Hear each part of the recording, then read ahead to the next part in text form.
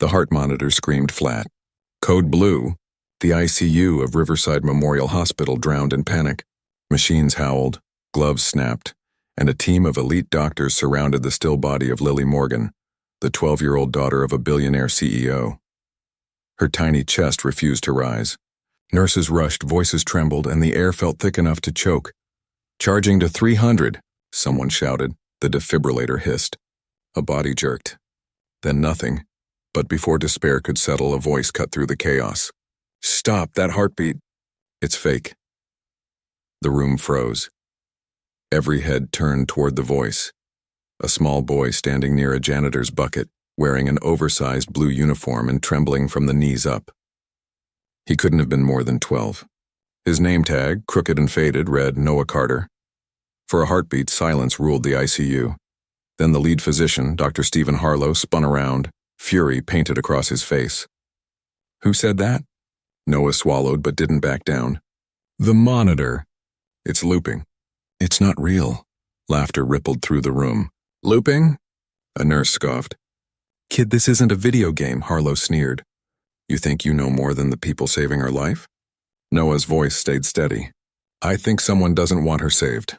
The words landed like a punch. The billionaire, David Morgan, watching through the glass wall, stiffened.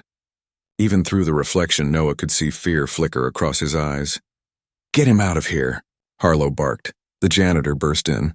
Lisa Carter, Noah's mother, her face pale with panic. "Noah, please, what are you doing?" "Mom, it's fake. Look." He pointed at the monitor where the same rhythm repeated every 7 seconds. Too perfect to be human. Harlow's voice sliced the room.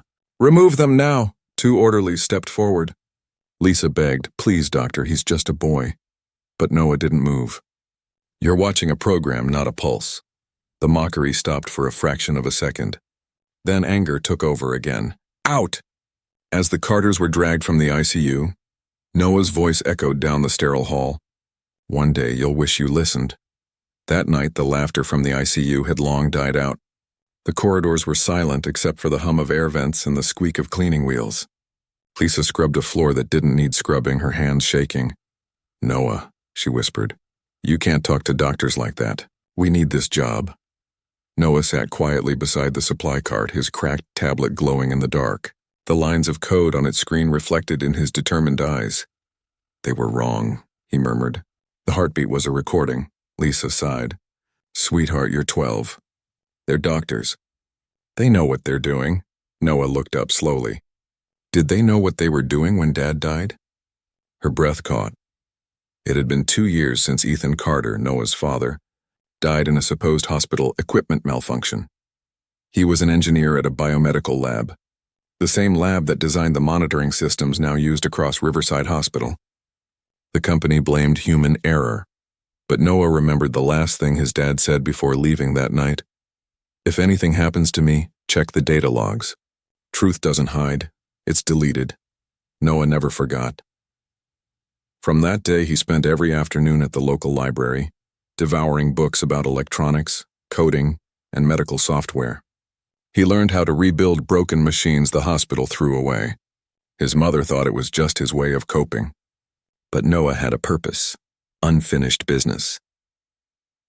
Hours later, when the hospital fell into its midnight rhythm, Noah slipped away from the janitor's closet. He moved like a ghost through dim corridors, clutching his tablet.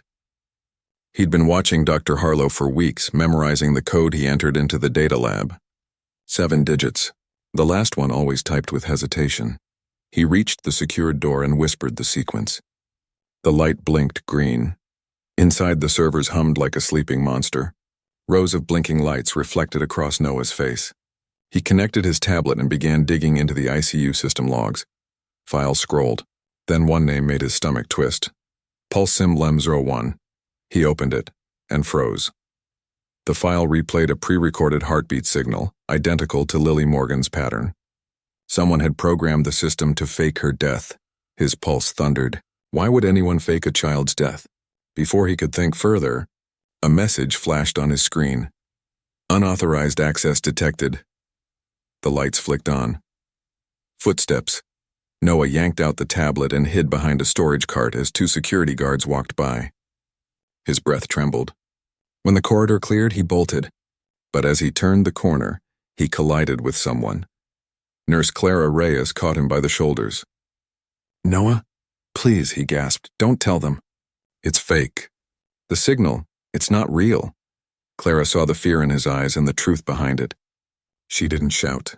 She only whispered, "Go now." He ran, clutching the tablet like his life depended on it, because it did. But across the hospital, in his office overlooking the city, Dr. Stephen Harlow leaned back in his chair as his monitor blinked. Unauthorized access traced. A cold smile curved across his lips. So, the janitor's boy wants to play hero. By morning, chaos rippled through Riverside Memorial like a silent infection. Reporters swarmed outside, cameras flashing, demanding answers about Lily Morgan, the billionaire's daughter who had died and come back. Inside, every nurse whispered, every doctor avoided eye contact. The hospital smelled like panic disguised as disinfectant. In the basement, Noah sat beside a row of cleaning supplies, his cracked tablet glowing faintly in his lap. He hadn't slept. His mind replayed the code he'd seen, a PulseSim LML1, over and over like a drumbeat. His fingers trembled not from fear but from urgency. Someone inside the hospital had written that code. Someone powerful. His mother found him there, her voice sharp with worry. "Noah, what did you do last night?" "The security team came looking for you." He looked up, eyes wide but steady. "Mom, they're faking it. Lily isn't dying. They're making it look like she is." Lisa's hands froze in midair. "Stop talking like that," she hissed. "You can't say those things, Noah. They could fire me or worse." "I have proof," he said, holding up the tablet. "I saw the file." Lisa snatched the device and hugged it to her chest. "No, you didn't. You saw nothing. Promise me you'll let this go." Before Noah could answer, slow footsteps echoed down the corridor. The air chilled as Dr. Harlow appeared in the doorway. White coat spotless, smile thin as glass. "Well," he said softly, "our little technician seems to have quite the imagination." Lisa straightened, her voice shaking. "Dr. Harlow, please, he didn't mean any harm." Of course not." Harlow's tone was smooth but heavy with danger. "Curiosity, Mrs. Carter, can be an expensive habit. You know what happens when people tamper with hospital equipment? They go to prison, and people who protect them lose their jobs." Lisa's face went white. "Please." Harlow turned his gaze on Noah. "Do yourself a favor, son. Stay in your lane." He plucked the tablet from Lisa's hands, eyes flicking across the screen. A smirk tugged at his mouth. "Impressive code. Did you write this yourself?" Noah met his stare. "You're the one faking the readings." For the first time, Harlow's expression cracked just slightly. His eyes hardened. "Careful, boy. You're walking into deep water." Before he could say more, Clara appeared behind him. "Doctor, the press is asking for an official statement about Miss Morgan," she said, feigning concern. Harlow's jaw tightened. "Handle it yourself, Nurse Reyes." "I think Mr. Morgan wants to hear it directly from you," she replied, voice calm but firm. Harlow stared at her for one long moment, then handed the tablet back to Noah. "Keep your toy," he said coldly. "But remember, some truths can destroy the people you love." He walked away, his reflection rippling in the polished floor like a ghost. Clara knelt beside Noah. "You really found something, didn't you?" Noah nodded. "He's lying. The data is fake. The file came from his account." Clara's eyes narrowed. "Then we can't go to the CEO yet. We need evidence he can't erase." "I already have it," Noah whispered. "But now he knows I saw it. He'll delete everything." "Then we move before he does," Clara said. "Meet me tonight after shift change. Bring your tablet. We'll copy the data somewhere he can't touch." Lisa grabbed Noah's arm, voice breaking. "No more of this, please." But Noah's voice was low and fierce. "Dad always said the truth doesn't hide, it's deleted." That night, rain beat against the hospital windows. Upstairs in his office, Harlow stood by the glass, phone pressed to his ear. "Yes," he murmured, voice calm as poison. The boy accessed the system. He saw the simulation file. The voice on the other end hissed, "Then fix it. We paid $7 million to make sure this girl doesn't leave that hospital alive." Harlow smiled, slow and cold. "Don't worry. I'll take care of both, the evidence and the boy." Meanwhile, Noah sat in the shadows near the maintenance room, staring at his tablet. His mother had fallen asleep in the supply closet, exhaustion written in every breath. He brushed a hand across the cracked screen. He could hear his father's voice in his mind, steady, calm, certain. If you ever find something wrong, Noah, don't be scared of the truth. Be scared of silence. He swallowed hard. He wasn't scared anymore. At 12:03 a.m., Clara appeared, flashlight in hand, rainwater dripping from her coat. You sure about this? She whispered. If I don't stop him, no one will, Noah said. They crept into the hospital's restricted data center. The hum of servers filled the dark room. Noah plugged in his tablet, typing faster than his fingers could think. Pulse's SIM LMS01, found. Clara leaned close. Copy it, quick. He transferred the file to an external drive. We can show this to the CEO tomorrow, she breathed. But before they could move, red lights flashed across the room. Unauthorized access detected. The door clicked. Dr. Harlow stepped inside, flanked by 2 security guards. His voice was quiet, almost gentle. I warned you. Clara stepped in front of Noah. Doctor, we were just... Harlow raised a hand. Save it. You've been digging where you shouldn't. Why are you doing this? Noah shouted. Harlow's lips curled. Because some lives are worth more than others. You wouldn't understand. I understand $7 million, Noah shot back. That's what you got to fake her death. The room went silent. For the first time, pure shock rippled through Harlow's face. How do you know that? Noah met his gaze without blinking. Your system keeps backups.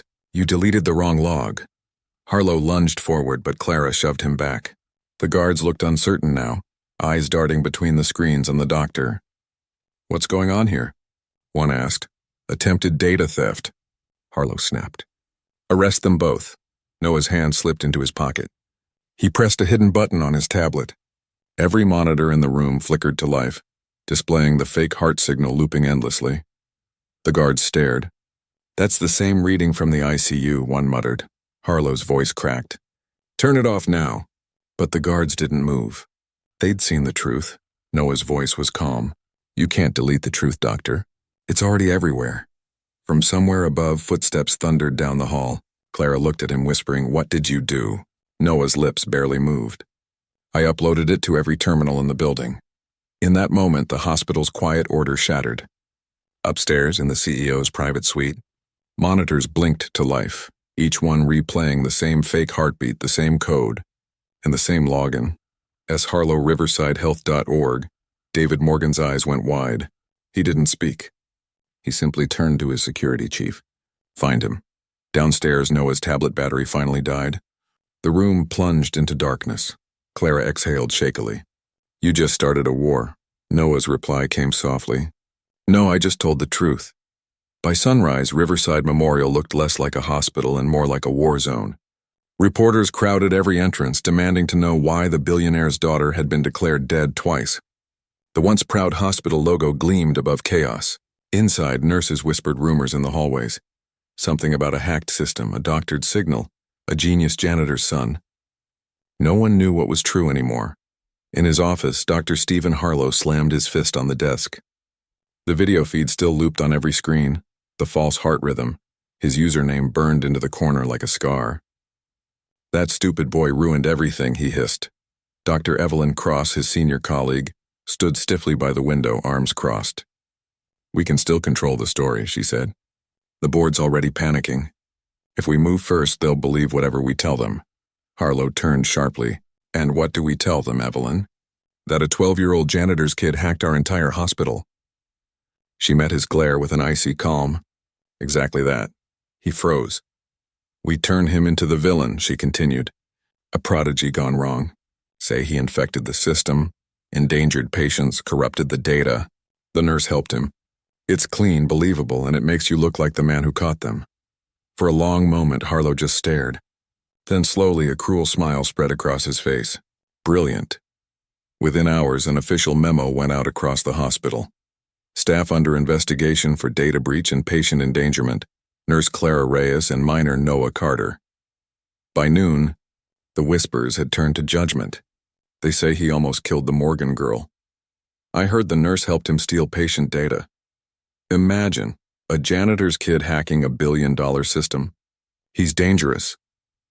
In the cafeteria, Noah sat across from his mother, staring at a tray of untouched food. Lisa's eyes were red from crying. They're blaming you, she said, voice breaking. You have to tell them the truth. I did, he said quietly. They just don't want to hear it. Clara rushed in, her hair messy, her eyes wild. They've suspended me, she said breathlessly. They think I helped you. Harlow convinced the board you're some kind of child hacker gone rogue. Noah's fists clenched. He's deleting everything, isn't he? Clara nodded. Every trace. By tomorrow, there'll be no record you ever accessed that file. Lisa grabbed her son's hand. Please, Noah, stop this. You can't fight them. They'll destroy us, but he shook his head. If I stop, Lily dies and he gets away with it. At that moment, the cafeteria went silent. Every conversation stopped. A tall figure stood in the doorway, David Morgan, the billionaire himself. His security team surrounded him as he walked straight toward Noah's table. Lisa stood up, terrified. Mr. Morgan, please, he's just a boy. The CEO stopped in front of Noah, his voice cold. You're the one who accessed the system last night? Noah swallowed hard. Yes, sir. You exposed fake data on my daughter's monitor? Yes, sir. And you think my doctors were trying to kill her? Noah hesitated. Not all of them. Just one. Before he could say another word, Dr. Harlow appeared behind him, expression smooth as marble. Mr. Morgan, he said calmly, don't waste your time. This boy already admitted to tampering with the system. I have the report. He handed a tablet to the CEO. On the screen were falsified logs showing Noah's access and fabricated code traces. Morgan's face hardened. You're telling me this child caused my daughter's heart to stop? Harlow nodded solemnly. A tragic mistake. But we've contained it. Noah stood, voice shaking but firm. That's not true. He's lying. Morgan's gaze cut through him like ice. Enough. If what you're saying is true, you'd better have proof. Otherwise, stay away from my family. He turned and left. Cameras flashed outside the cafeteria windows. The door closed behind him with a final echoing click. Clara exhaled, defeated. We just lost him. Noah looked down at his trembling hands. Not yet. Upstairs, Harlow stood by the glass again, watching the chaos below. Evelyn leaned in the doorway. That kid's not giving up, she said. Harlow didn't turn around.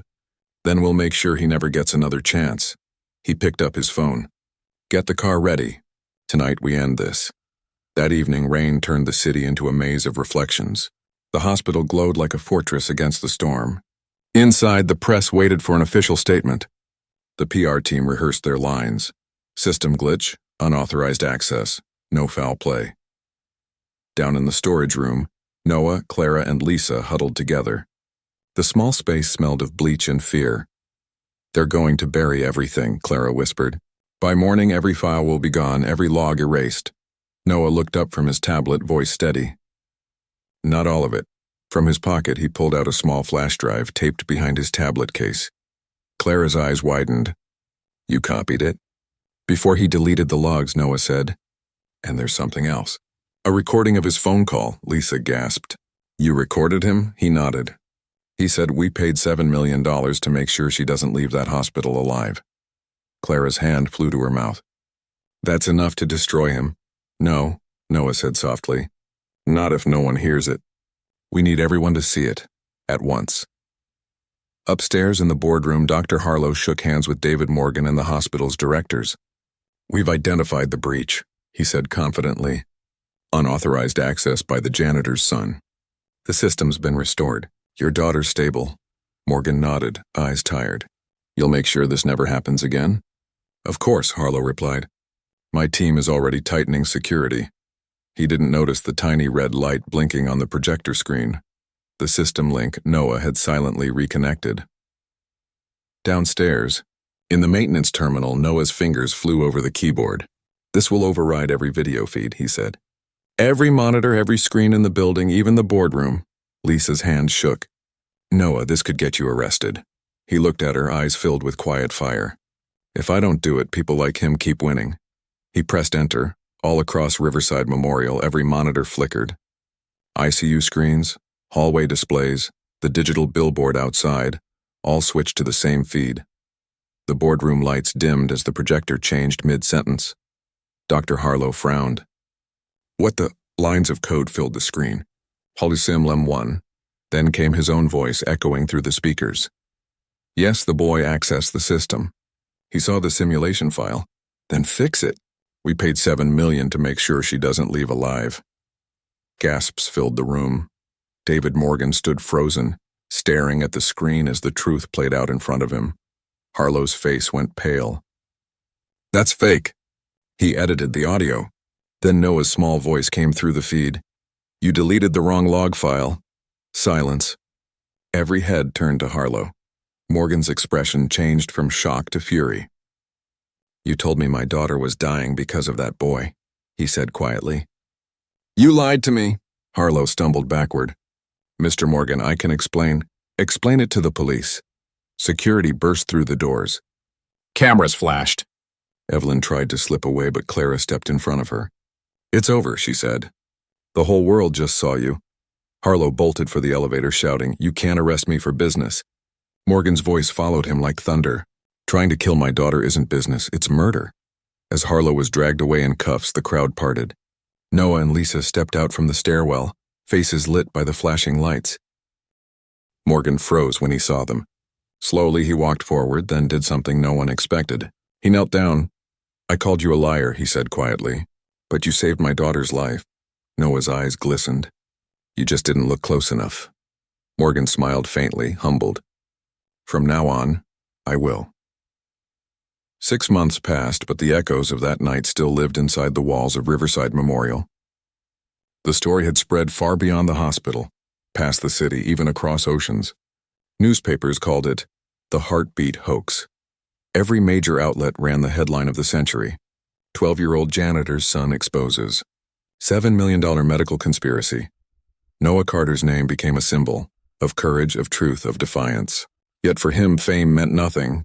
What mattered was that Lily Morgan was alive, smiling again, her laughter echoing in the hospital garden that had once been her prison. Every morning, Noah and his mother walked past that garden on their way to the newly built research wing, the Carter Innovation Center, funded by none other than David Morgan himself. Lisa still wore her janitor's uniform, though her badge now carried a second title, Head of Facility Integrity. Fancy words for still cleaning, she liked to joke. But Noah knew better. She was the soul of that building, the one who taught him what honesty costs and why it's still worth paying. Inside the research wing, Nurse Clara Reyes had a new office. Her doorplate read Director of Medical Cybersecurity. She smiled whenever she saw Noah walk in with his tablet, still cracked, still glowing with endless curiosity. Do you ever stop coding? She teased. Not when there's still broken systems out there, he'd say, fingers flying over the screen. The hospital now ran on a new program, the Carter Protocol, a digital safety net built from the same code Noah had written that night in the dark. It monitored every heartbeat, every log entry, every patient feed across the country. Within 3 months, it had already saved 23 lives. But Noah didn't like being called a genius.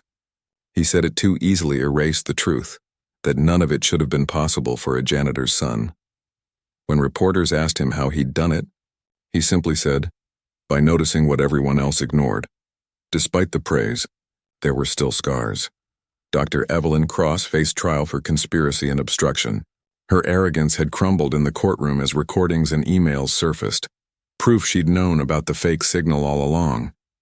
She'd tried to play both sides, but in the end, the evidence buried her. As for Dr. Stephen Harlow, his fall was harder, louder, and broadcast live. The man who once ruled Riverside's operating rooms now sat behind cold steel bars, sentenced to life for conspiracy to commit murder, fraud, and data manipulation. When reporters shouted questions as he was led away, his only words were, I was saving a system bigger than any of you. But to the world, that system was dead, and Noah Carter had written its obituary. One rainy afternoon, as thunder rolled beyond the hospital glass, David Morgan called for a press event. The main lobby filled with cameras, microphones, and hundreds of people, doctors, patients, janitors, and students. Noah stood on a small stage beside his mother, his suit slightly too big, his shoes too clean to feel natural. His voice trembled only once before finding strength. I didn't do this alone, he began. My mom taught me to clean what others ignore. My dad taught me to fix what others give up on. And sometimes the truth hides where no one wants to look. The crowd fell silent. Even the cameras seemed to pause. He continued, People used to laugh at me because I was the janitor's kid. But I learned something. Genius isn't about what you wear or how much money you have, it's about what you refuse to stay silent about. Applause erupted, thunderous and raw. For the first time in months, Noah smiled without hesitation. From the front row, Lily Morgan, healthy, bright-eyed, alive, stood on her chair and clapped above her head. The sight of her made Lisa cry quietly, hands pressed to her mouth. When the crowd settled, David Morgan approached the stage, microphone in hand. "Noah," he said, voice thick with emotion, "you could have asked me for anything. Money, scholarships, fame. Instead, you built something for others." "Why?" Noah's answer came softly. "Because the best revenge isn't exposing evil. It's turning it into something that saves lives." The audience rose again, this time not for drama, but for belief. In that moment, even the hospital itself seemed to breathe easier. After the crowd dispersed, Noah walked alone down the same corridor where it had all begun, the same one that once smelled of bleach and fear.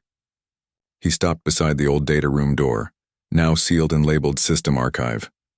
Inside, the server still hummed quietly, preserved as evidence. But one terminal remained active, showing a single file, Pulse Sim LM01. Noah had left it there deliberately. Not as proof, but as a reminder. He whispered, "You tried to fake a heartbeat, but the truth beats louder." Outside, the city skyline glittered. News vans were gone. The crowds had faded, but somewhere deep in the hospital's circuits, his code still ran. Watching, guarding, correcting. It wasn't just a system now. It was a promise. That night, Lisa found him sitting on the rooftop, legs dangling over the edge. She sat beside him, wrapping her arm around his shoulders. "You know," she said softly, "your dad would have been proud." Noah smiled faintly. "He told me once that heroes aren't people who fix everything. They're the ones who refuse to look away." He leaned his head on her shoulder, the city lights flickering below like heartbeats in the dark. Lisa whispered, "So what now, my brave boy?" And Noah, still staring out at the glowing skyline, answered quietly, "Now I fix the rest of the world." A year later, the world had changed. Hospitals across the nation now relied on the Carter Protocol, the code written by a boy who once mopped floors. The system saved thousands of lives, alerting doctors to hidden errors, shutting down fake signals, and flagging irregular data before harm could happen. Governments praised it, companies tried to buy it, and every headline called Noah Carter, the kid who rebuilt trust. But Noah didn't see himself as a hero. Every time the system prevented a death, he felt a strange ache, because it meant corruption still existed somewhere, buried deeper in the networks he hadn't reached yet. One evening, as the hospital quieted, Noah sat in the dim glow of his office. Rain streaked the glass beside him. On his monitor, a dashboard showed thousands of hospitals connected to the protocol glowing green, safe. But one dot blinked red. He frowned. It was a small children's clinic in Oregon. The data logs looked off, heartbeat readings repeating every 5 seconds. Too clean, too perfect. His stomach tightened. He opened the file and his heart stopped when he saw the name in the metadata, Harlow Research Trust. Noah leaned back, the air leaving his lungs. "That can't be," he whispered. Harlow was in prison. His license revoked, his accounts frozen. How could his name still exist inside the system? He opened another layer of the code. There it was, a signature embedded deep in the new software, invisible to everyone else. A backdoor, a ghost. Someone had hidden it during the hospital's expansion, someone using Harlow's old credentials to inject new code into the Carter Protocol itself. He slammed his hand on the desk. They're trying again. Downstairs, Clara and Lisa were finishing the day's reports when Noah rushed in, eyes wild. "Mom, Clara, listen, someone's inside the network. There's another fake heartbeat file just like before." Clara straightened. "That's impossible. Every system runs your encryption." "I know. That's what scares me," he said. "It's not a hack, it's a replication. They're using my own code to hide it." Lisa's voice trembled. "You mean someone's using my invention to fake deaths again?" Noah finished, his voice hollow. For the first time, silence fell heavy between them. Then Clara said quietly, "We can trace it." "If we find where the code originated," Noah interrupted. "I already did." He turned the tablet toward them. The source address wasn't a random clinic. It pointed somewhere else entirely. Riverside Memorial Hospital, the same place where it had all begun. Clara's breath hitched. But that's impossible. Harlow's gone. Maybe, Noah said. But his system isn't. The rain outside turned to thunder. Lightning flashed, illuminating the hospital's glass facade. In the reflection, for just a second, Noah saw his own face superimposed over the building. Half boy, half legacy. He stood, grabbing his jacket. I have to see it for myself. Lisa grabbed his arm. No, Noah, you've done enough. Let the board handle it. He shook his head. You taught me that cleaning means looking in the corners everyone else ignores. If I stop now, they win again. Clara nodded slowly. Then we're going with you. The drive through the storm was silent except for the wipers.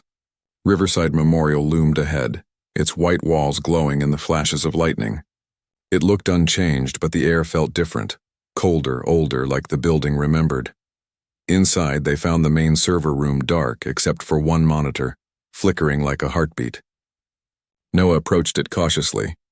The screen displayed a single line of code, pulsesmxr. He stared, unblinking. This isn't a file, he whispered. It's a signal. What kind of signal? Clara asked. Noah's voice dropped to a near whisper.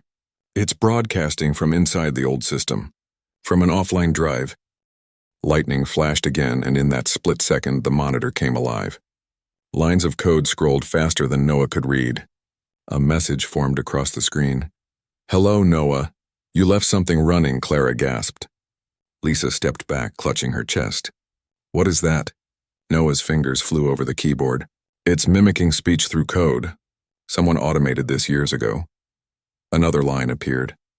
The system never dies. It just evolves. Then, for the briefest second, the old file name resurfaced. PulseSimLemo1. The same pattern, the same looping signal, the same impossible rhythm.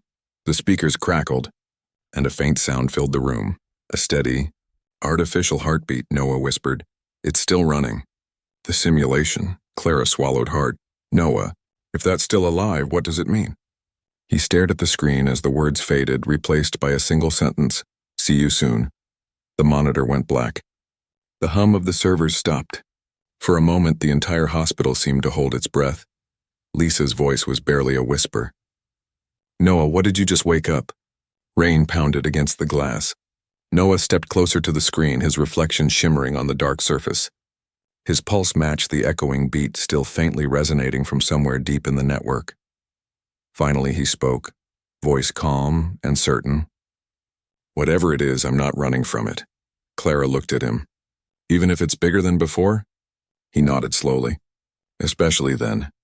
Outside, the city lights flickered, one by one.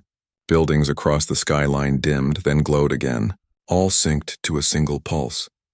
And in the shadows of that rhythm, the next story began, because the truth, as Noah Carter had learned, doesn't die.